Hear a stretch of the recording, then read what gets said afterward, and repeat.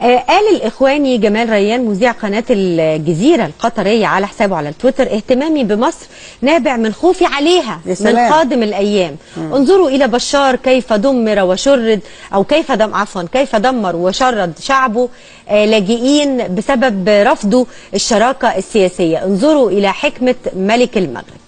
هو هنا بيعمل مقارنة ومدخل مصر طبعا في النص. هل ما يحدث في سوريا نقدر نشبهه بما يحدث في المغرب من ملك المغرب وتوزيع السلطات؟ هم الجزيرة طبعا دورها مشبوه، والحقيقة خياني ملهاش كلمة تانية. بس أنا عايزة أقول لك على حاجة. إحنا النظام بتاع الرئيس الأسبق حسني مبارك يعني قعد كام يوم عبال ما مشي. يعني إحنا 18 يوم. 18 يوم. مرسي قعد كام يوم؟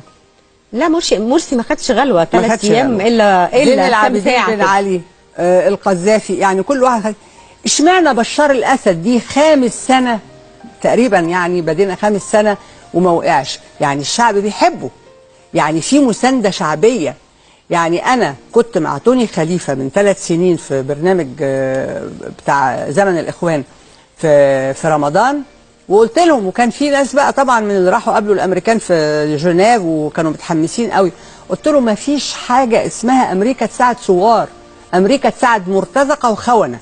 ما دام بيتسلحوا من امريكا، يعني الوقت داعش جمال ريان افندي ده عايز ان انا اعتبر ان بشار هو اللي متوحش وداعش هي المثال الانسانيه. بيقولوا ايه؟ المقاومه. لا، بشار الاسد. شوف انت سليمان جوده كاتب سلسله مقالات من منتهى الجمال، يمكن شفتيها كلها هو في سوريا.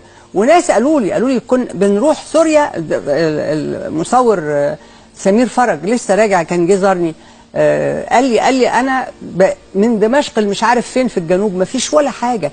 هو الاعلام المحموم البشع المسموم هو اللي عمال ده. لو يا ستي ده الاسد ده لو كان يعني شبه نبي يعني كان زمانه اتشال.